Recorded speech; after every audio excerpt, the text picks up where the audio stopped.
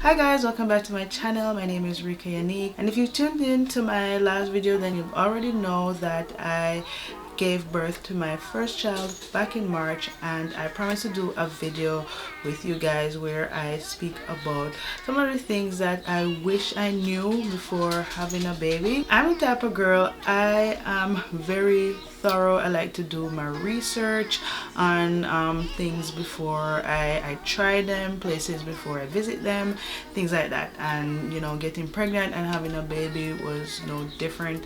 I definitely wanted to know what I was getting myself into, but in all my research, and I did quite a bit of research, some of the things that I experienced, a lot of things that I ended up experiencing, I did not find or come across in any of my reading, any of my research. It could be a case where it's not so common, or people are maybe a little bit too embarrassed to speak on it. Guess what? No shame in my game, and I feel like I am gonna be the one to put everything out there just so you know what you're getting yourself into. This is a safe space for everyone, so if you're an expecting mommy, or you have a relative that's expecting, or a partner that's expecting, or if you're just plain curious, then you definitely want to stick around for all the its and bits, the good, the bad, the cringy. But yeah, it's that type of video. And of course, before we get into it, give this video a thumbs up. Don't forget to hit that subscribe button if you're new, and follow me on all my socials as well. And once we've done all of that, we can go ahead and jump right into the video. So I feel like everybody likes to touch on the common ones, like your morning sickness, the achy boobs, the fatigue, but we're gonna jump into some not so common ones that I experienced and just like really had me shocked the whole 9 months. So first on my list, number one, Colasma.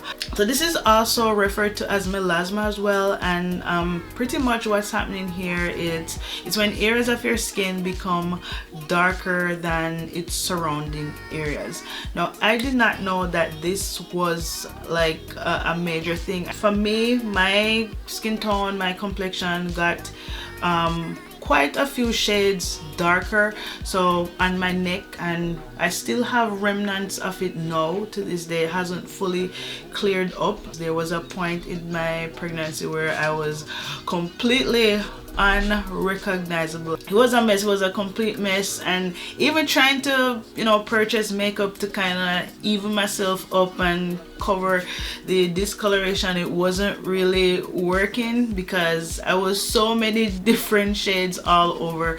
So even trying to cover it, it was pretty obvious. So yes, that's something to keep in mind. It doesn't hurt or anything, and once you have the baby and your hormones kind of start to balance out, your skin tone does start to even out.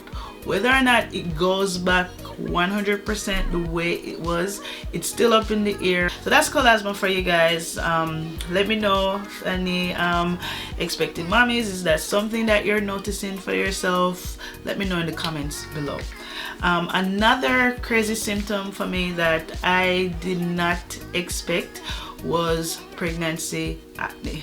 Oh my god, pregnancy acne. I think that for me was one of the worst symptoms. So growing up, especially as a teen and in my early uni days, one of the things that I struggled with a lot was acne and hyperpigmentation and acne scarring. Pregnancy kind of brought all of that back for me, and then some, just like acne times 10. None of my usual skincare products that I would use, none of those would, not all of those, they stopped working, and I would be up and down in Sephora just trying so many different products.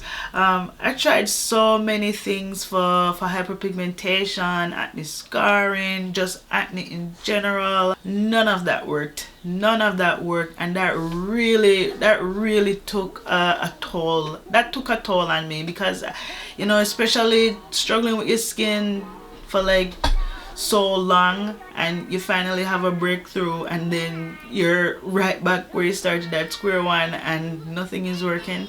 That took a toll on me. The thing is, nothing is going to work. I wish somebody told me this from the jump. Don't waste your time, don't waste your money. Everything that's going on, it's like really hormonal, so no matter the amount of product that you use, it doesn't matter how expensive it is, none of that, nothing is going to really work. You just basically have to kind of allow your skin to just do its thing.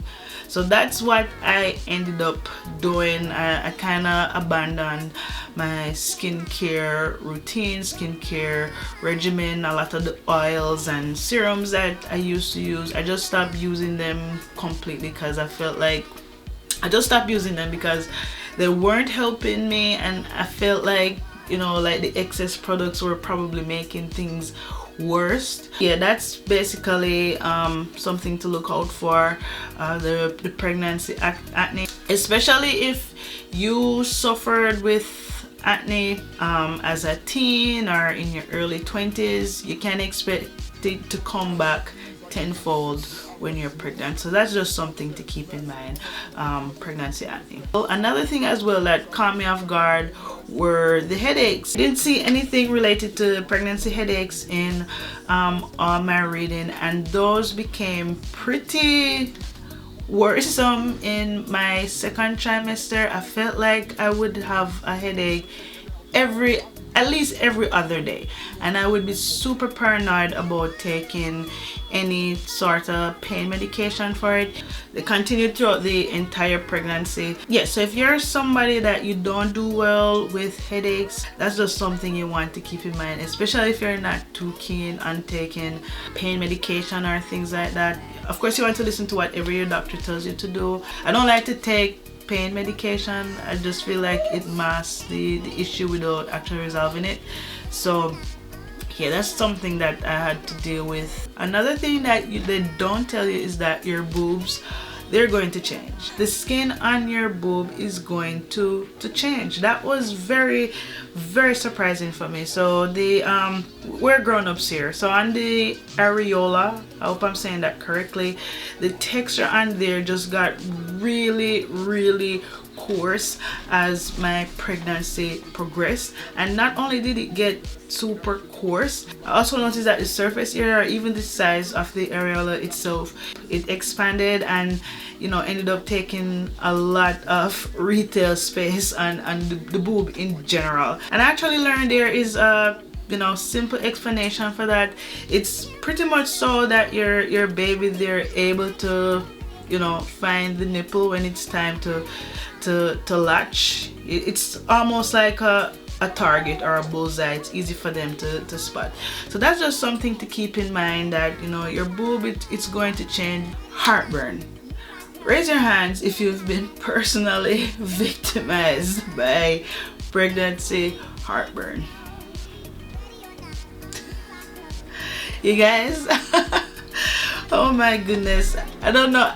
I said, what did I say was the worst symptom? No, I feel like heartburn. I think heartburn is probably number one. The heartburn that you experience while pregnant is just like next level. Especially in that third trimester, it was unbearable. And, you know, thinking about it now, it makes perfect sense why you would experience heartburn. Your baby is growing, it's filling up all that space. You know, organs are getting shifted and squished together just to make room for your growing baby. It makes sense that you would experience heartburn. I'm just surprised that I didn't really see a lot of people, you know, mention just how bad the heartburn is. And guys, it's bad.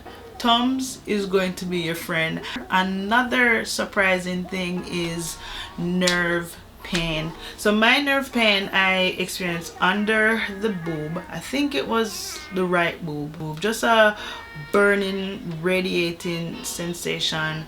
It was like really hard to breathe.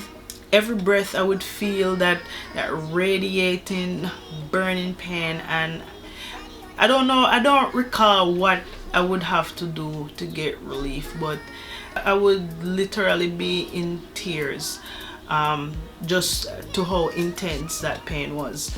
It would be hard for me to fall asleep because it was just constant and there, and I felt like, you know, with every breath, or the deeper the breath, the more intense that was. So if that's something that you experience, nerve pain, let me know in the comments. I'm trying to remember exactly what I would have to do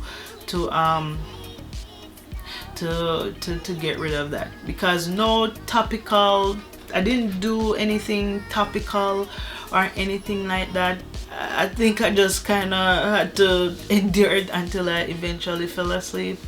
Yeah, like pregnancy was like so rough. It was not a fun time. I guess just keeping it real, just think of, you know, all of those gastrointestinal issues that make you the most uncomfortable. Excessive gas, constipation, things like that. So yeah, those are, you know, just some of the things that I experienced during pregnancy that I found weren't really commonly spoken about. So think of those on top of the usual symptoms that you have, and yeah, that was pregnancy for me in a nutshell. On that note, I think I'm gonna wrap up this video. I feel like I've been talking for way too long now. Yeah, and you guys are probably out of snacks and all that good stuff, but if it's your first time here, you made it to the end, give this video a thumbs up. Also hit the subscribe button if you're new. Also let me know what other videos or content ideas you'd like to see from me. Don't forget to follow me on all my other socials, and on that note, guys, thank you guys so much for tuning in, and I'll see you in my next one. Bye.